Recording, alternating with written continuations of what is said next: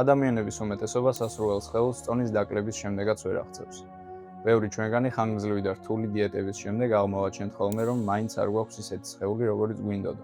თუ შენც ამ ადამიანების რიცხვს მიეკუთვნები, ან უბრალოდ წონის დაკლებას აპირებ, მაგრამ არ გინდა მხოლოდ ზომაში დაპატარავდე და იგივე ფორმა შეინარჩუნო, ბოლომდე უყურე ამ ვიდეოს. პირველ რიგში ერთმანეთისგან უნდა განვასხვაოთ წონის კლება და ცხიმის კლება. შეიძლება ერთ შეხედვით ერთი და იგივე ჩანდეს, მაგრამ პირველი არის მხოლოდ სასწორზე მაჩვენებლის ცვლილება და არ აკონკრეტებს რის ხარჯზე ხდება წონის კლება. მეორეში კი, როგორც სიტყვა მიგვითითებს, მხოლოდ ცხიმის წვა იგულისხმება. საქმე იმაშია, რომ კალორიული დეფიციტის დროს ცხიმის გარდა ორგანიზმი სხვა ქსოვილებს და ნივთიერებებსაც შლის ენერგიისთვის, მაგალითად კუნთი და მომარაგებული ნახშირწყლები. განსაკუთრებით კეტო დიეტის მიმდევრებისგან გვესმის ხოლმე ხშირად, რომ დიეტის დასაწყისში სწრაფად დაიკლებ დიდი რაოდენობით ცხიმს, მაგრამ ამ წონის უმეტესობა წყალია. კეტო დიეტა გულისხმობს მინიმალური რაოდენობით ნახშირწყლების მიღებას, რაც იმას ნიშნავს, რომ ორგანიზმში დაგროვებული გლიკოგენის მარაგი მალევე გამოილევა. გლიკოგენი კი არის ნახშირწყალი, რომელსაც ორგანიზმი იმარაგებს, რათა საჭიროების შემთხვევაში გლუკოზის დეფიციტი შეავსოს. როგორ ხდება ეს?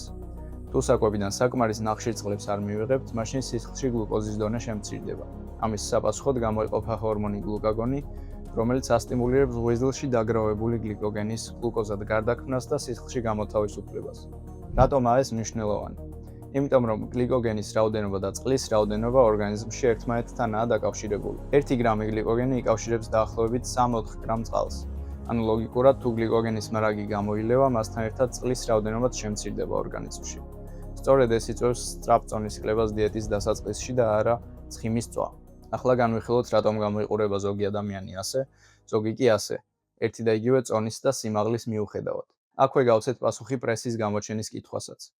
ბევრი მწვრთნელი იძახის ხოლმე, რომ პრესი კეთდება სამზარეულოში, ანუ მათ გამოსაჩენად მხოლოდ წონის დაკლებაა საჭირო. მაგრამ ეს მხოლოდ ნახევრად არის სიმართლე. მართალია, თუ 30% ცხიმი გაქვს სხეულზე, არანაირი ვარჯიშით პრესი არ დაგეტყობა. მაგრამ 20%-ს ქვევით პრესის გამოჩენა მის ზომის გაზრდითაც შეიძლება. პრესის კუნთები ისევე როგორც სხვა ნებისმიერი კუნთი ვარჯიშისგან მიყენებული სტრესის საპასუხოდ იზრდება. ანუ ზოგ შემთხვევაში პრობლემა არა ზედმეტი ცხიმი, არამედ ნაკლები კუნთია. კუნთის მომატება და შენარჩუნება სამნაწილიანი პრობლემაა. პირველი ვარჯიში, მეორე კვება და მესამე აღდგენა. ამ თემების დაფარვას ერთ ვიდეოში ვერ მოვასწრებთ, ამიტომ მოკლედ შემოვიფარგლებთ და მომავალში სათითაოდ ცალკე ვიდეოს დავუთმობთ. წონის კლების დროს წინააღმდეგობაზე ვარჯიში განსაკუთრებით მნიშვნელოვანია, რადგან ორგანიზმს კუნთის შენარჩუნებისთვის კარგი მიზეზი სჭირდება. იგრძნობს თუ არა ორგანიზმი, რომ კუნთებს საკმარისად არ ვიყენებთ, ის დაიწყებს მათ დაშლას, რადგან კუნთების შენარჩუნებას ნუტრიენტები და ენერგია სჭირდება, რაც წონის კლების დროს დასაკარგი არ გვაქვს. ვარჯიში მოქმედებს ერთგვარი შეხსენებასავით ორგანიზმისთვის, რომ ამ რაოდენობის კუნთი საჭიროა იმ ფიზიკური აქტივობისთვის, რომელსაც სისტემატურად ვასრულებთ და ამ კუნთის დაშლა ენერგიისთვის გამოსადეგი არ იქნება. ანუ თუ გვინდა რომ მოვიმატოთ ან შევინარჩუნოთ კუნთი წონის კლებისას, ვარჯიში აუცილებელია. ვარჯიშთან ერთად უნდა გქონდეს შესაბამისი კვებაც. განსაკუთრებით მნიშვნელოვანია საკმარისი ცილის მიღება, რადგან ცილა არის კუნთის საშენი მასალა. აგურები, რომლის გარეშეც ახალი კუნთოვანი ქსოვილი ვერ შეიქმნება, არსებული კი დაიშლება. დღიური ცილის რეკომენდაცია წონის კლების დროს არის დაახლოებით 2 გრამი 1 კილოგრამ სხეულის წონაზე. მაგალითად, მე ვიწონი 74 კილოს, ანუ 74-ს გავამრავლებ 2-ზე და მივიღებ ჩემი დღიურ ცილის ნორმას, ანუ 158 გრამს. ძროხის ხორცი, კვერცხი, ხაჭო, თევზი, ყველა მისაღები ცილის წყაროებია. თუ ცილა კუნთის საშენი მასალაა, ნახშირწყლები შეგვიძლია ჩავთვალოთ ორგანიზმის მთავარ ენერგიის წყაროდ. საკმარისი ნახშირწყლები მნიშვნელოვანია სისხლში გლუკოზის დონის შესანარჩუნებლად, აღდგენითი პროცესების და ვარჯიშისთვის ენერგიის მოსამარაგებლად. ნახშირწყლების დღიური ნორმა შედარებით ცვალებადია და დამოკიდებულია ფიზიკური აქტივობის რაოდენობაზე და ინტენსივობაზე. მეტი ფიზიკური აქტივობა მეტ ნახშირწყლებს მოითხოვს. 1-დან 5 გრამამდე 1 კილოგრამ სხეულის წონაზე მისაღები რაოდენობა. ნახშირწყლები შეგიძლიათ მიიღოთ ხილის, პურის, ბრინჯის, კარტოფილის სახით.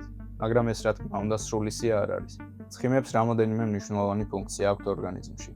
ცხიმებს იყენებს ორგანიზმი ენერგიისთვის, მოსვენებელ მდგომარეობაში და დაბალი ინტენსივობის ფიზიკური აქტივობისას.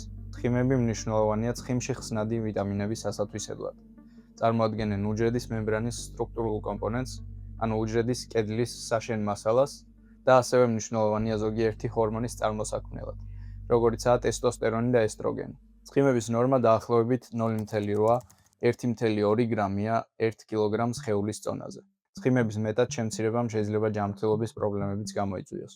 ჯანსაღი ცხიმის წყაროებია თევზი, ავოკადო, ზეითუნის ზეთი, მიწის თხილის კარაქი და თხილეული. ესეც რა თქმა უნდა არ არის სრული სია. რომ შევაჯამოთ. წონის კლება და ცხიმის კლება განსხვავდება ერთმანეთისგან. პირველში ორგანიზმის მთლიანი წონის კლება იგულისხმება განურჩევლად ქსოვილისა, მეორეში კი მხოლოდ ცხიმის.